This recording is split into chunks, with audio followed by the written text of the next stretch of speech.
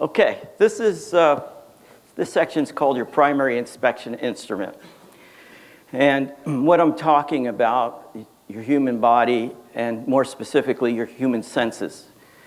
When we're dealing with an inspection, actually when we're dealing with anything with that, all of our observations through our senses have to come through our senses and be processed with our frame of reference, and then we go from there. Any tools we use are extensions of our basic inspection equipment. If our basic inspection equipment isn't running optimum or we're not using it properly, we're not getting the best result. So before we begin, I'm going to ask you to do something for me, just to relax, put your hands on the table, sit back. This is just going to take a few seconds. I want you to close your eyes. Come on, work with me on this. Sit back, close your eyes, and imagine that you're floating in a black void in space, and you have no body. There are no stars. There's weightlessness. You can't even experience the passage of time.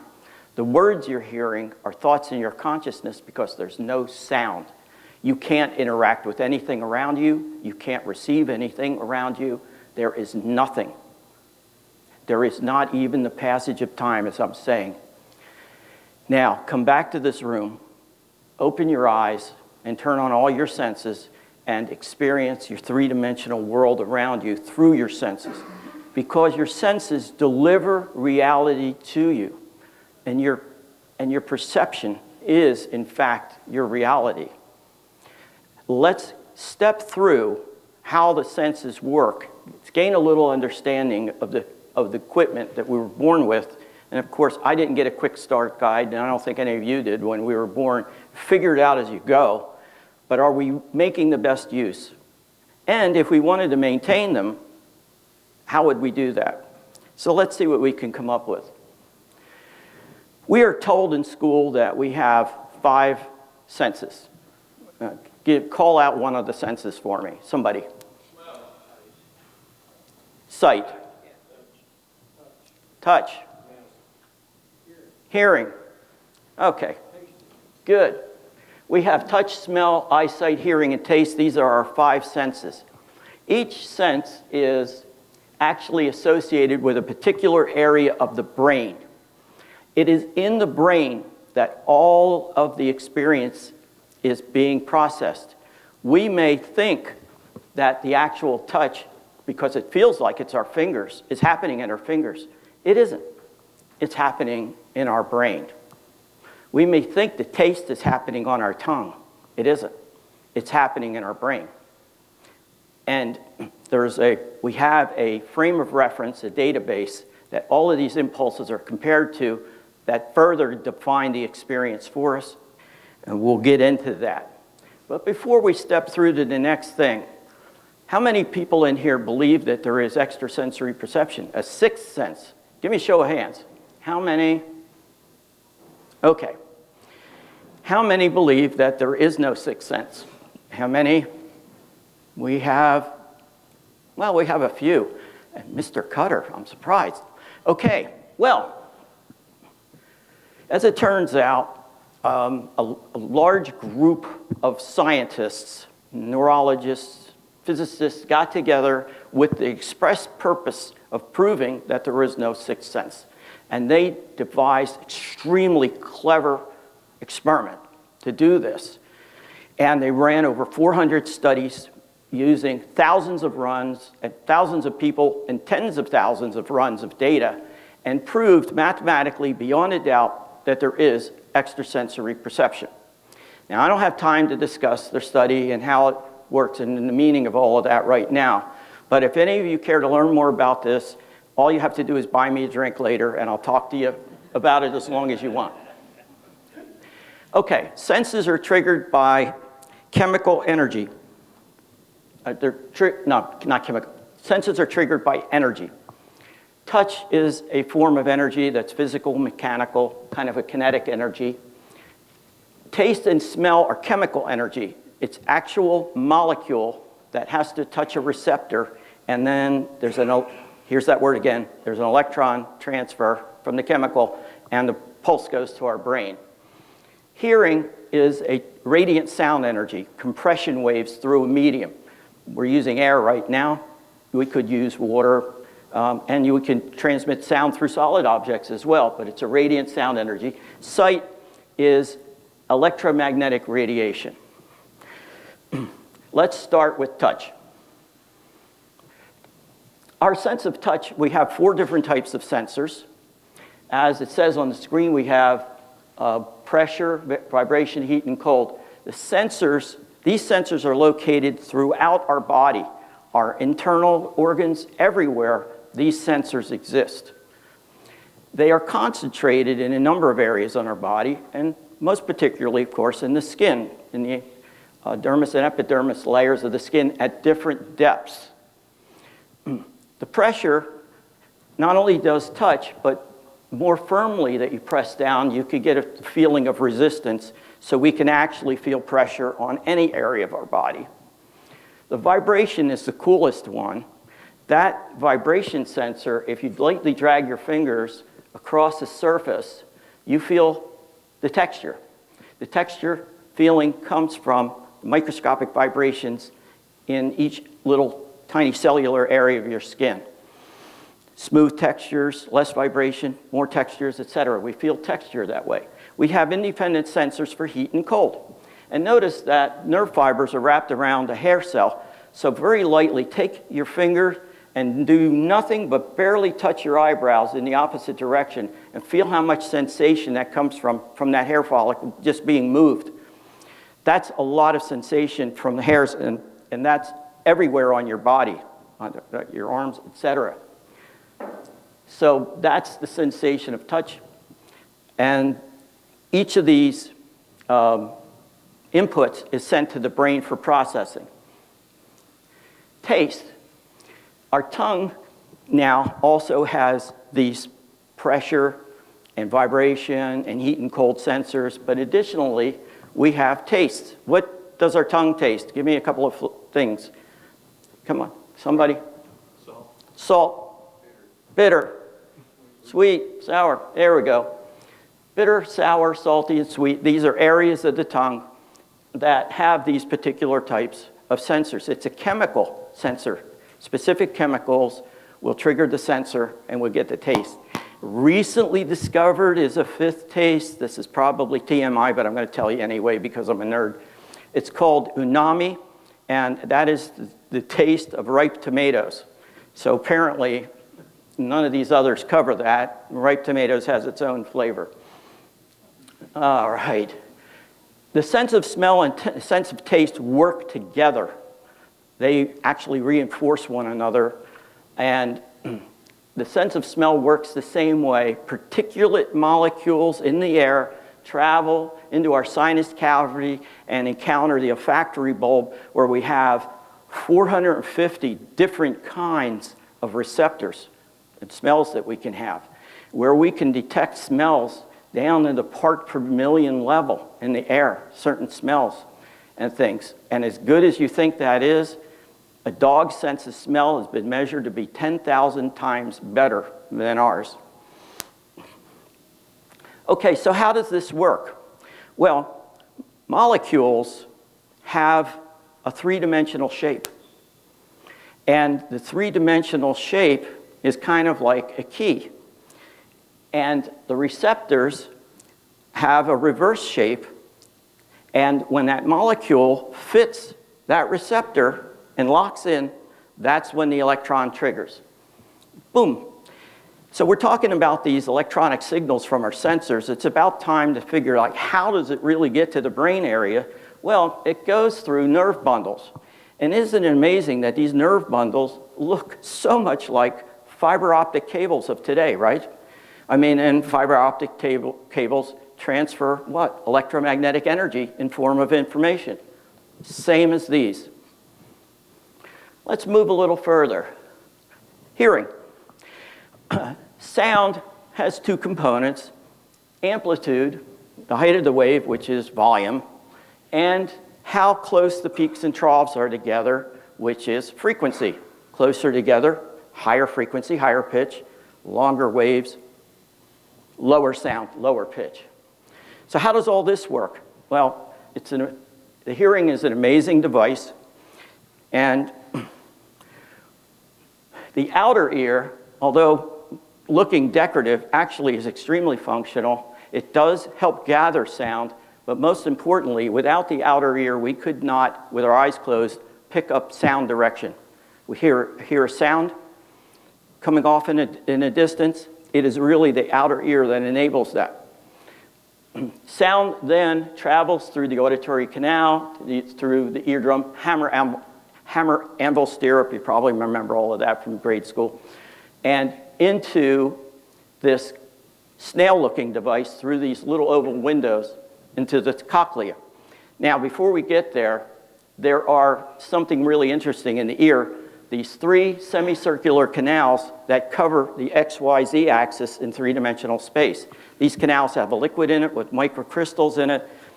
These canals give us another sense that we're not taught about, which is the sense of acceleration.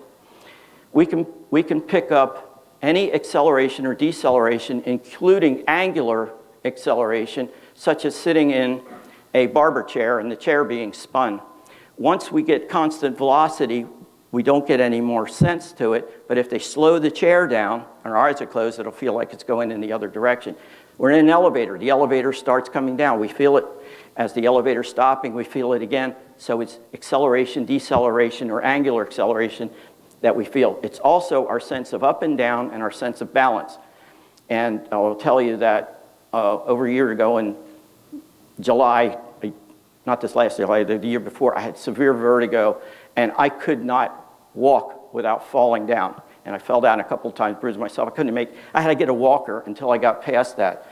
So this particular function is critical for our ability to even perform in life. Anyway, our sound waves go into the cochlea, and what happens with these sound waves? Well, they pass over these tiny little fibers, and they're called philia, of different lengths. And the sound wave frequency will only stimulate certain philia in this cochlea, this long tube. Those ones that are stimulated send, here we go again, our electric pulse to the brain. Multiple can be sent to the brain. So all the sound waves coming in go to the brain, and we can analyze them. Oh, that was screeching tires. Oh, that was a dog barking. Ooh, that's some guy up in front of the class babbling on about senses. And I can hear these words, and it's communication because my brain is interpreting those sounds as words. These words have meaning, and I can go right along with it. Fascinating complexity in this sense. Unbelievable, I think, but it's great. And let's move on. So human hearing can easily and quickly differentiate very complex sounds. We know that. We can identify sound direction, and we're also capable of using our ears as sonar, and several blind people have figured out how to do that. They emit their own sound with a clucking sound of their tongue and can maneuver. Actually, there's a video, if you key into YouTube, a blind boy riding bicycle, and he's maneuvering around fire hydrants and stuff, just like a bat using sonar. So we're all capable of doing that. Okay, sight. This is the sense that we use most often.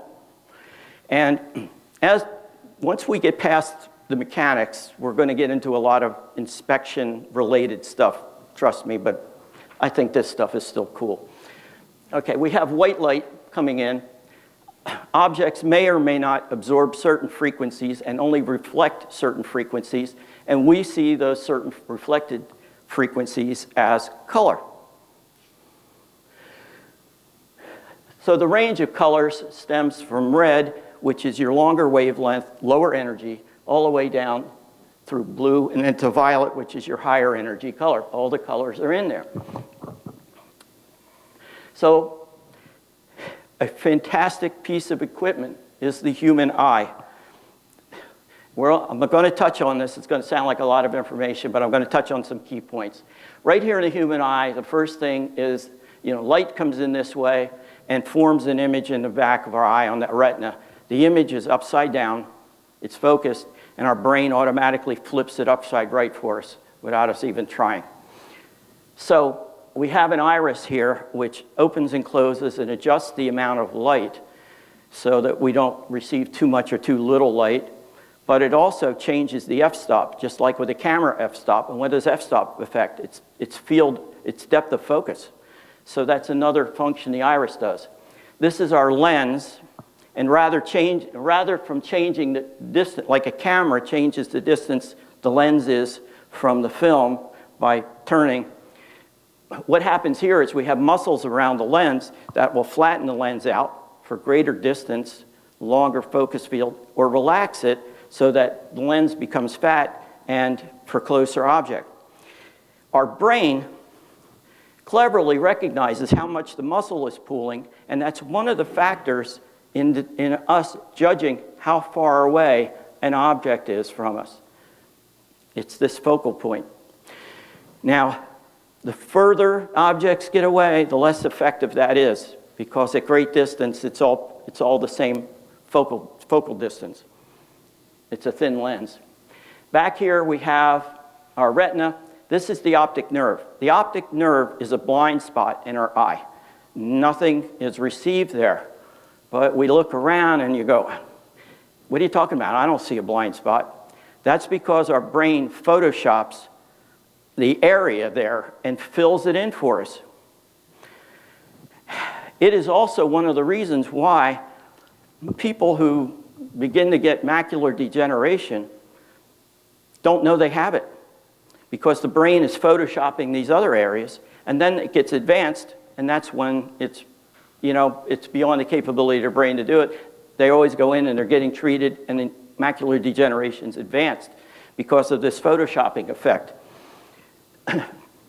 Right here is a very important area, back of the retina. The retina has all of our light receptors. This is called the fovea. It's right behind the eye. And I want each of you to put out your hands with your thumbs like this. Put your thumbs together. You put your two thumbnails next to each other. That is approximately a 3-degree of your radius of vision. That is the point of which you can focus on something that narrow. If you have a business card or something with writing on it like this, hold it out to the side, but look at me. And as you hold it out to the side, get your little writing thing, hold it out to the side. Don't look at it, look at me. Not that far, just bring it around. And you're looking at me, you can't read it. Bring it around, closer, closer. You're still looking at me, you still can't read it. You still can't read it. Get it directly in front of you. Now change your focus to it. Look, now you can read it, it's in focus. The only way you really see something is with light on that fovea in focus. So if you're doing an inspection and you're using a lot of peripheral and you're not really seeing stuff, you literally have to look at and focus and piece it all together, or you'll miss stuff. I still can't read it. Does that mean I'm getting old? Not getting. You have achieved it. Okay. So, taking this one step further, we have our light receptors, which you've probably all heard of this. We have rods and cones, right? The rods receive all frequencies of visible light, and it's very convenient that the visible light spectrum that we can see, roughly 380 to 780 nanometers, is the water window. That's the frequency where water is clear, because at other frequencies of light, water is black, looks like oil. But for us, it's clear, and that's what we see in. Not an accident. Oh, sorry, got to go back. So, on our retina, we have approximately 5 minutes. Not happening. So, blame it on Ron. He got me started 10 minutes late. So we have approximately 100 million light receptors. Only 10% of them are the cones that receive color. This explains why we have some vision and visibility in low light conditions, but it becomes gray and we lose ability to see color.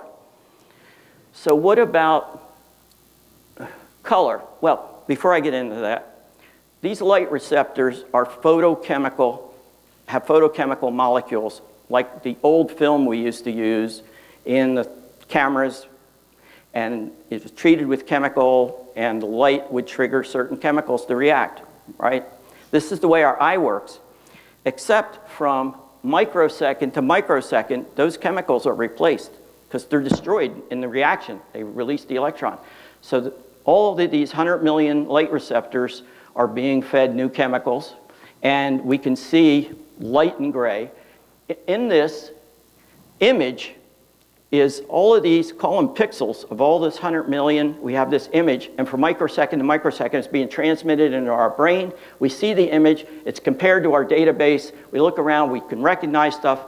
We know everything in our world. It is a complex, incredibly complex system for us to see. Let's talk about color. We only have 3 types of cones, and the cones can receive blue, green, or red. And one of you may say, hey, those aren't the primary colors. The primary colors are blue, yellow, and red. Well, those are the primary paint colors. Primary colors for our eye and for TV screens and for your computers are blue, green, and red. And the computers and TV sets are blue, green, and red because that's how we see. All of the hundreds of thousands of colors that we see are composites of these 3 color signals through this wavelength. I find that amazing. Judging distance. Judging distance, I mentioned one way with the muscle on the lens. Another way is we have a reference object. We know about how tall a person is automatically without even thinking about it. Oh, this guy's 40 feet away, figuring he's 5.5 feet, 6 feet tall. That's one way we judge distance. Another way is the binocular effect. Each eye can see slightly around an object, and that diminishes with distance.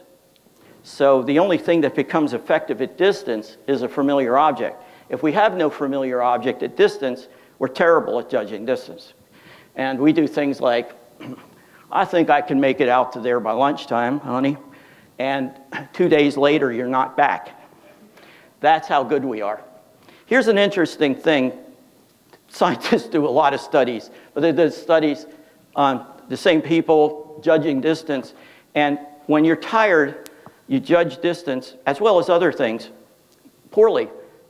Judge distance, the distances are always judged further when you're tired. Asked to judge the angle of a slope, always.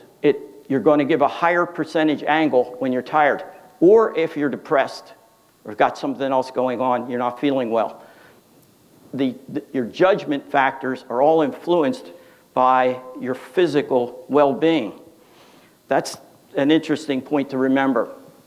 One of the things we do best is judging motion. Our body can be in motion. We can have objects in motion. The objects can be changing speed, and we can coordinate our body, hands and feet with that.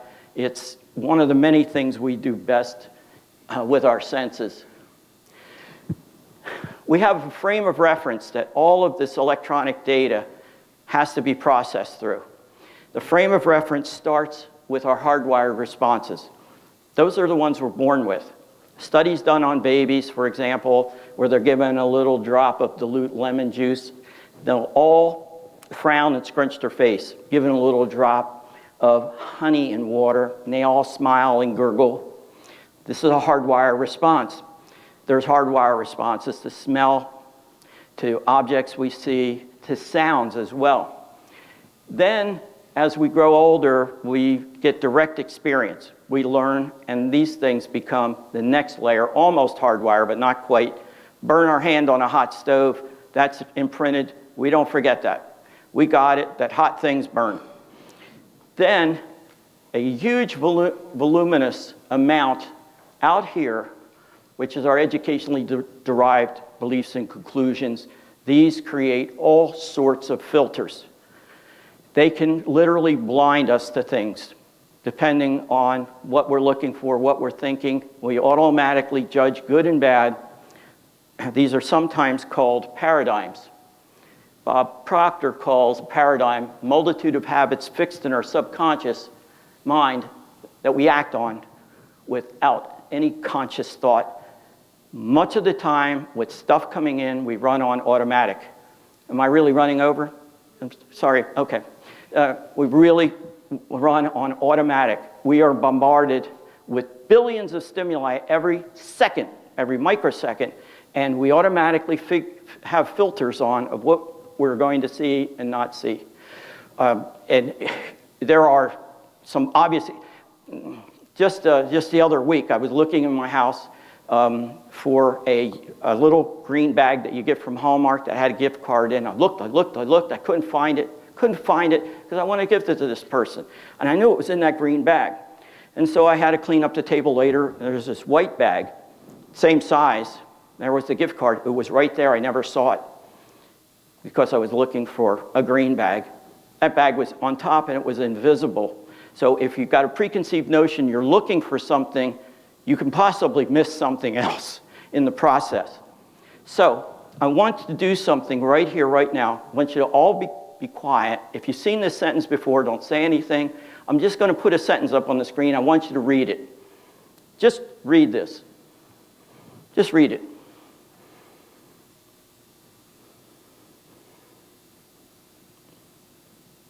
Okay? Have you read it? Everyone? All right, now I'm going to ask you to do one thing. I want you to count the number of times, go word by word, count the number of times the letter F, as in Frank, appears. The letter F, like Frank. Just go through word by word. Take your time. Are we good? Now, without saying anything, I'm just going to ask for a show of hands. I'm just going to count. When I get to the number, raise your hand. How many of you saw only one F? Nobody. How many two Fs? Nobody. How many of you saw three Fs? We got 80% of the people. How many saw maybe four Fs? 1, 2. How many saw 5? 1, 2. How many saw 6? 1, 7, 8. Okay. So, you can't put your hand up for 7 or 8 Fs. Come on, Cliff, Jesus. So, what happens is that a paradigm was at work. Those of you who saw 3 Fs, the hard F you're looking for, the hard F. But what about the F in the word of? It's a V sound. And as you're scanning, you know what you saw there? White. The F was invisible. That's the power of a paradigm.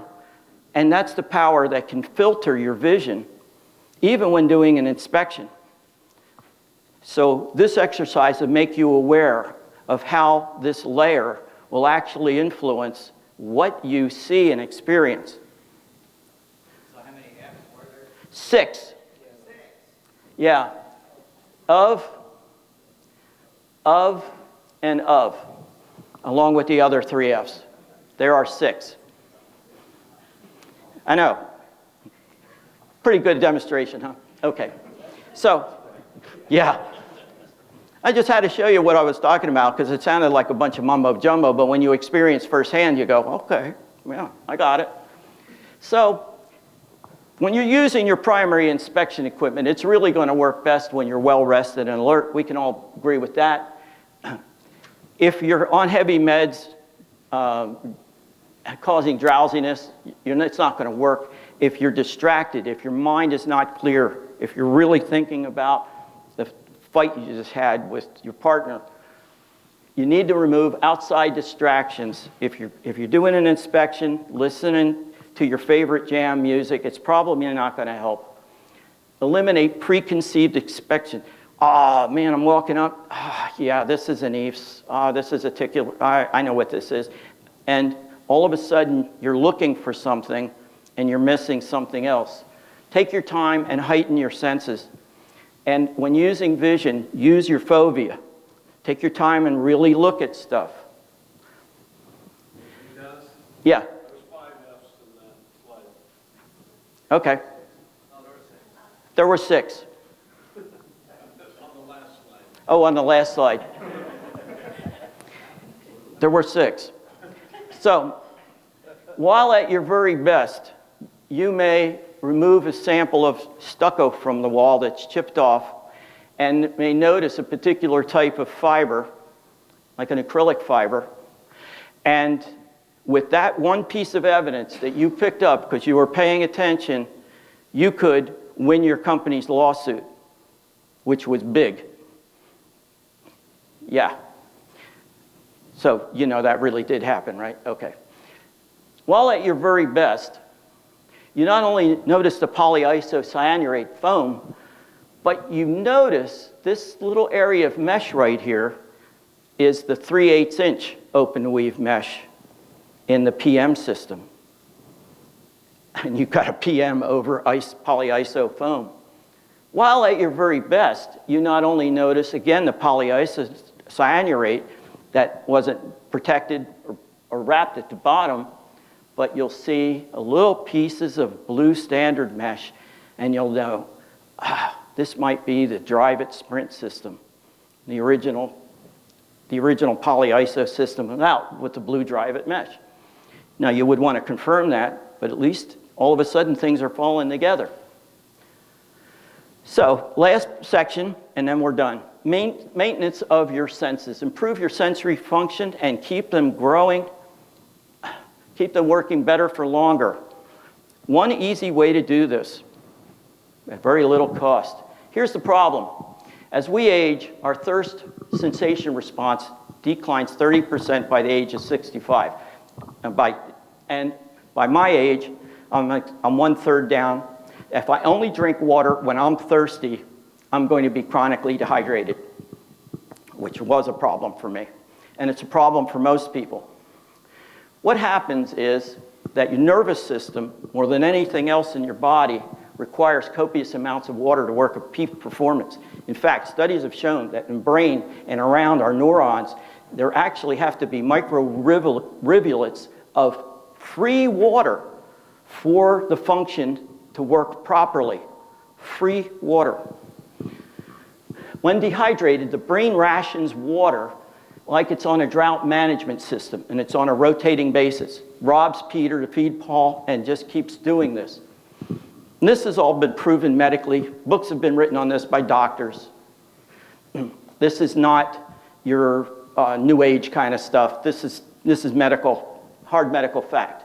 The nervous system, brain, and sensory organs suffer most when you're dehydrated. The solution, no pun intended, is to drink an additional 4 8-ounce glasses of water per day. And if you're drinking coffee, for every couple of cups, another bottle, or tea, another bottle. And if you're an alcoholic drinker, whoop, you got to drink more water to take care of that. Because these are diuretics. And miraculously, we have come to the end of this talk, and thank you for your attention. I hope you enjoyed it.